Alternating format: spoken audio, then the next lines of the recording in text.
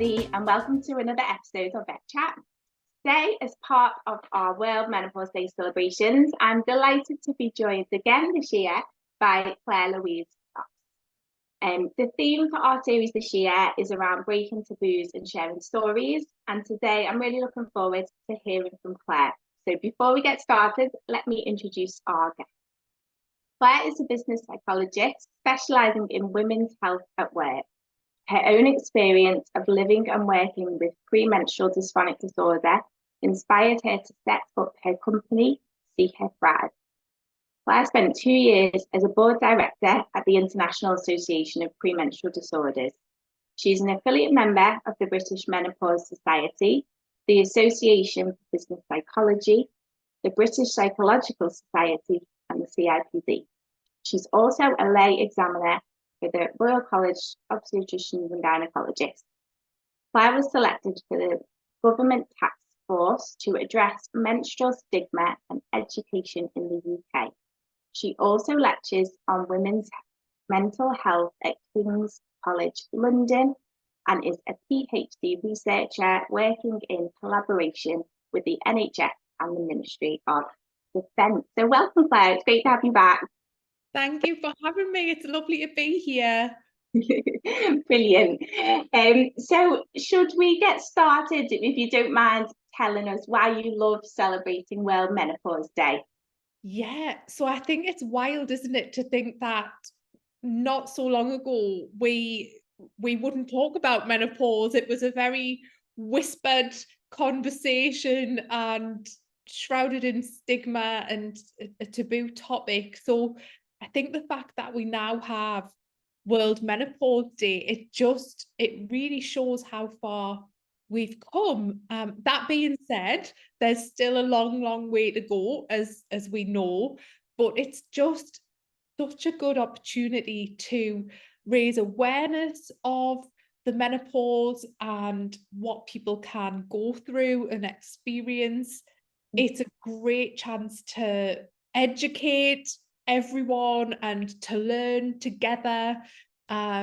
This year's theme is the heart, so I think that's really interesting to learn about the link between menopause and cardiovascular health.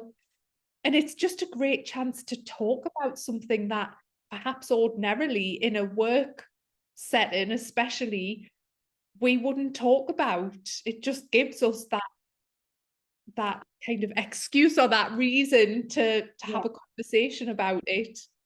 Yeah, brilliant, absolutely. And we're doing this year, the Webinar Vet are doing a 5-part series, which has been brilliant. So we're going to hear lots of stuff around like people in the veterinary field, but it's great to have you here to talk a lot more about the actual menopause, you know, what it is and that sort of thing. So do you mind sort of telling us what the menopause is and when it tends to start and things like that? Yeah, so Menopause 101, here it comes.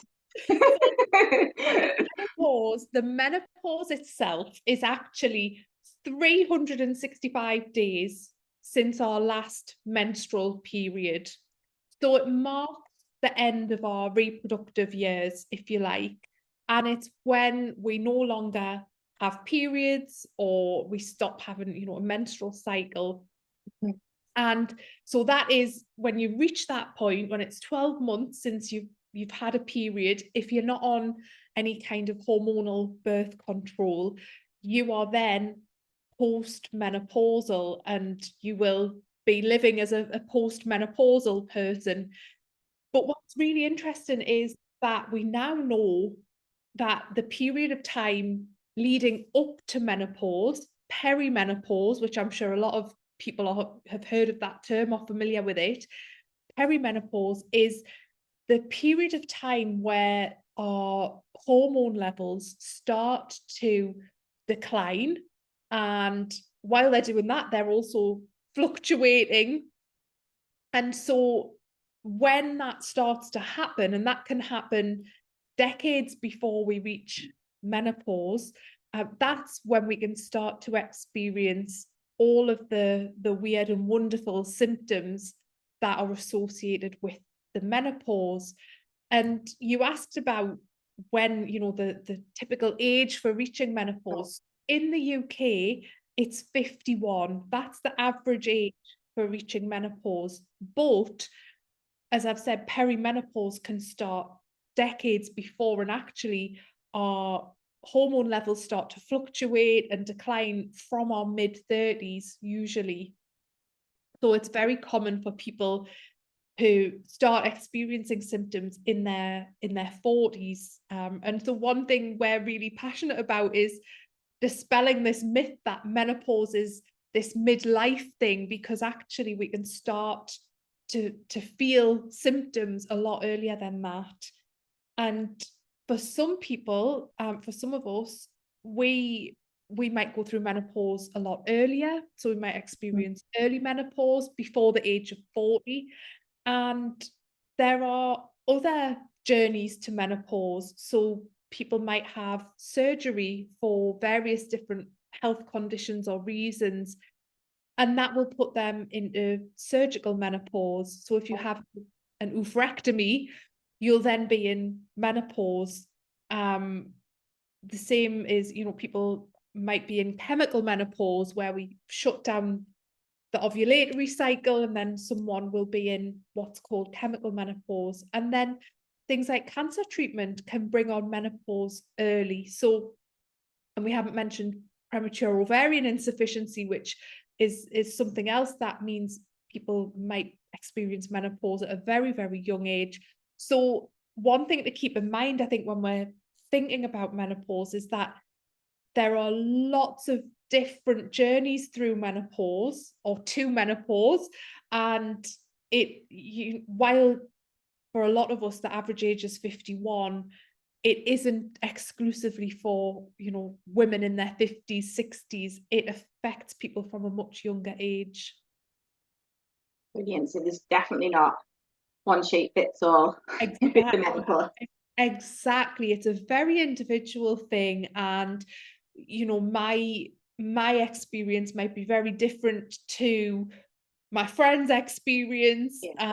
We know that about 25% of people will experience severe menopause symptoms, and at the other end of the scale, about 25% of people will have no symptoms or very mild symptoms and kind of breeze through. So remembering that diversity and kind of the different experiences we can have, again, that's really important. And some people might have physical symptoms, for others it's the mental health impact of those hormonal fluctuations. Absolutely brilliant. So you touched upon some common symptoms. Yeah. Would you share from like your work and your research and things what people tend to struggle with the menopause? What symptoms? Yeah, so it spans, goodness me, there are so many symptoms. And as I've mentioned, physical symptoms, so things like hot flashes, night sweats, bone, joint pain, muscle aches, fatigue, brain fog, that kind of thing. There are psychological symptoms. So people a lot of the time will talk about, feeling depressed or experiencing anxiety, having panic attacks, and just feeling generally low and disinterested, and not enjoying things as much as they were. And then there are cognitive symptoms. So I said brain fog, and that's actually more of a cognitive symptom. So difficulty concentrating, difficulty remembering things, being able to make decisions, being able to communicate and articulate things as well as usual. So symptoms are really wide ranging, and what we find in terms of work and the impact that symptoms can have at work, it's often the psychological and the cognitive symptoms.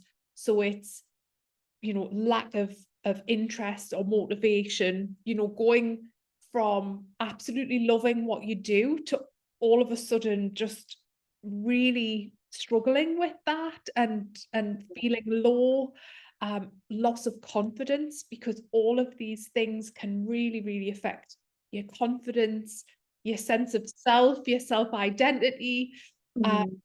and can really have an impact from that kind of perspective. And then the kind of cognitive impairment that can, a lot of people are worried that it's early onset dementia because the cognitive impairment can be so severe.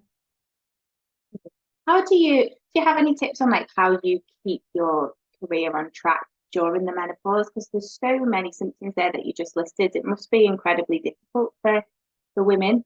Yeah, it can be. It can be, particularly, if you're at the more severe end and you are debilitated Yeah. by symptoms. And I think that it's about, and it can be difficult. I'm saying this, it's easy to talk about it, but it can be difficult talking about it. But if you can have a conversation with someone, whether that's someone in HR, whether it's, your line manager, and you don't necessarily have to say that it's because of menopause, but you could say you're having some health challenges, Yeah. explain what those challenges are in terms of the difficulties you're facing at work, and communicate about that, be open about that, because what can happen is we mask symptoms, we just show up and we battle through, we push through, and sometimes our performance can start to slip, and people might notice that, and you might find that you're being pulled into a meeting about your performance or attendance, and we don't want things to get to that point. It's far better if you can to have a conversation and ask what support is available, and think Mm. about for yourself, what are the specific challenges you're facing at work, what parts of the job are tricky because of symptoms, and Yeah. think through for yourself, like what would be helpful, what would be supportive, and then you can go with that and make those suggestions and see what's going to be possible. Some really good advice there. Thank you. And I guess as well, like from a employer's perspective as well, like they play such a critical role, don't they, in supporting women. Do you have any tips or any like steps that employers or like practice managers could take in order to sort of create a really inclusive workplace for teams? Yeah, so there's lots of steps that can be taken. I think a really great place to start is doing something to start the conversation. So that might be sharing this podcast and, popping out an email and saying, it's World Menopause Day. Mhm. Let's talk about it. Or you might want to run a session for your team where you bring someone like myself in to provide that kind of training piece on, well, what is the menopause? How long does it last? Who is affected? Da, da, da, da, da. But ultimately, it's trying to open up that conversation and create opportunities for people to learn about it, and also to talk about it if they want to. Did you know the Webinar Vet Virtual Veterinary Congress is back for 2024? Starting on the 5th of February, we have 10 hours of continuing education with speakers such as Sarah Heath, John Chissy and Samantha Taylor, and many, many more. We'd love to see you there. If you'd like to get involved again this year, or if you'd like to join us for the very first time, please click the link in the description below to find out more. Do you have any tips on how you actually start these conversations, because it's still such a taboo topic, isn't it? I think, as you said earlier, like it's getting much better, but a lot of women, I imagine, would still feel very embarrassed to actually start this conversation. Yeah, so I think speaking to someone that you feel comfortable talking Yeah. to, if that isn't your, someone you work with directly, then is there someone else in the team that you can speak to? It might be someone in HR as an example, or, just is there someone you can speak to and feel comfortable speaking to? And you don't have to mention menopause if that doesn't feel right for you. And there are many reasons why people might not want to disclose that. But if you do want to talk about it, I think acknowledging, when you go into that conversation, this is a really difficult thing to talk about, and I feel a bit uncomfortable, and I know it's a really important conversation, so I'm gonna have it, so bear with me. And just often the most crucial conversations we need to have are the uncomfortable ones, and it's thinking about what are you potentially denying yourself in terms of support and understanding if you don't have that conversation. So yeah, accepting that it might feel uncomfortable initially, and you can also get through that, you can move through that, and together, you can be on that journey together. I think what's also really helpful is if somebody outside of the organization or team paves the way, and it can be very hard to be the one to put your head above the parapet, can't it? It's like, no, I don't want to say anything. So that's why working with maybe an external training provider or something like that, they fill that responsibility, if you like, and they take that away, and so then it paves the way for people to feel more open and more comfortable. Yeah, absolutely. Nobody, I guess, can be an expert at everything, can they, in their field in veterinary practice? So, yeah, that's really good advice to bring somebody else in to help with that. Yeah, absolutely. And from an employer perspective, you're not expected to be a menopause expert or a or anything like that. And so if someone does come to you and opens up, just treat it in the same way you would with any other kind of health conversation or personal conversation. Show empathy and compassion, and it's that thing, isn't it, of what can I do to support you? How can we make this more comfortable for you? What support would be good?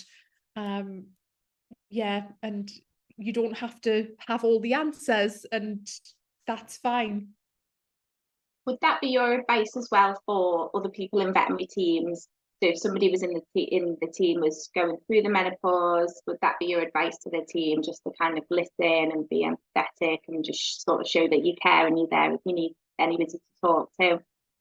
Yeah, and I think also flexibility, and by that I mean giving people grace and perhaps a bit more leniency, because this can be a really, really difficult thing, when you're experiencing things like emotion dysregulation and you're finding it really difficult to control your moods and your emotions. It can make you behave out of character, and nobody wants to behave like that or for that to happen, but it does happen. And so I think for colleagues to understand that this isn't deliberate, it's not something anybody chooses to do. And so perhaps giving people grace and being as understanding as possible and giving flex as they try and navigate this. And yeah, it's that question of how can we support you? How can we help you? What do you need right now? And leaning into it rather than not saying anything and watching someone struggle or suffer, or because that isn't helpful either.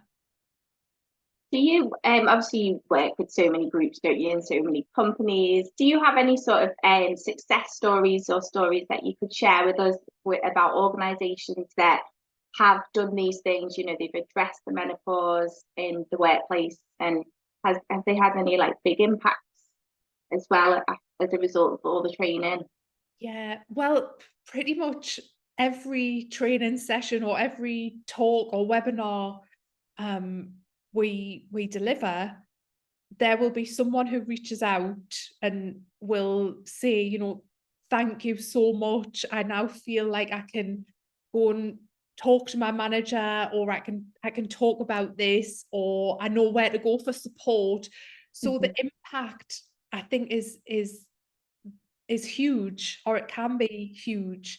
And it, in terms of success stories, I think it looks different for each organization, but the ones that get it right are the ones that have a holistic approach. So they will look at things like their policies through the lens of someone experiencing menopause symptoms, or they'll, introduce a menopause and menstrual health policy, and they'll provide manager training, and they'll do support groups for women, or group coaching for women to connect and talk and support each other and all of that good stuff as well. So it's having that kind of holistic approach rather than, oh, we're going to have a menopause talk, tick the box, that's it, done. Yeah. And that's when the impact is really far reaching and helps not just people who are going through menopause, but colleagues, allies, partners, everyone. Brilliant. And kind of looking to the future, I mean, it's been 12 months since we did your perimenopause podcast already, but kind of looking 12 months from now, 2 years from now, what would you like to see? What improvements in the workplace, specifically with the menopause? Yeah, I think we need training to be mandatory. I do. I think it should be part of all kind of manager training, particularly. I think we need to completely overhaul the way we look at sickness absence and the way we manage that at work, because at the minute, the way we tend to do things is we penalize people if they need to take time off for their health. And to me, that's completely backwards. So looking at potentially better ways to support people that do experience health challenges and difficulties. And I think in 2 years' time, I would hope it's a normal part of workplace conversation, and people feel much more able to say, when they're struggling or reaching out for support. And then we won't need to do this stuff. It'll, yeah, there'll be no need. And I'd love to see the conversation. I think probably, organizations we are in a menopause movement, and I think extending that conversation to look at other female related health issues like endometriosis and PMDD and polycystic ovary syndrome, and bringing fertility into the conversation. That's really, really important. Menopause is, of course, it's important, and it's one aspect of female health that has an impact on people at work. What a lovely thought. That would be amazing, wouldn't it? If we Yeah. could fast forward and that was the world. So just finally, Claire, just to finish up, if I'm listening now and feeling quite inspired by all the advice that you've given, but literally do not know where to start, what would be your advice for people? Yeah, so we are always happy to help or have a chat at any time. So you're very welcome to reach out to us. Our website is seeherthrive.com. If you are looking for support with kind of managing menopause symptoms and treatment and things like that, I recommend the Balance app by Dr. Louise-Knox. That's fantastic. And there's, lots of information and support there as well. So I think, yeah. Brilliant. Oh, thank you so much. And you're also really active on Instagram, aren't you? Like, I follow you all the time on Instagram, and you're always sharing really good places to go and facts and things like that. So I would personally recommend that as well. We're on Instagram. So our kind of business account, if you like, is See Her Thrive Global. And then my personal one is Claire See Her Thrive, I think, as well. So yes. Brilliant. Just there as well. Lovely. Oh, well, Claire, thank you so much. If there's anything specifically that you want us to share with our listeners, we'll pop that on our blog. And yeah, thank you for celebrating World Menopause Day with us this year. Thank you for shining a light on it. Thank you. See you soon. Bye. Bye. Bye.